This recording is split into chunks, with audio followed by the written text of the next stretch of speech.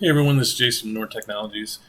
Today I wanted to run through something that I get questions about a lot, which is importing points into the icon system.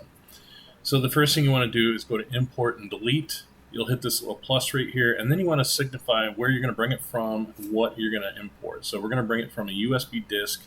We're going to do the reference data, which is basically a CSV or TXT file, sometimes a DWG file.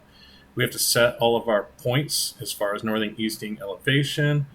Make sure we have comma delineated selected. That's what we're using. And then we hit the little check mark. It says that it's imported those successfully. So we'll go ahead now and we'll import the controls separately. Importing the controls separately lets you control the style of the point. So we'll go ahead and select the northing easting on that again. We'll go ahead and hit the check mark again to finish up.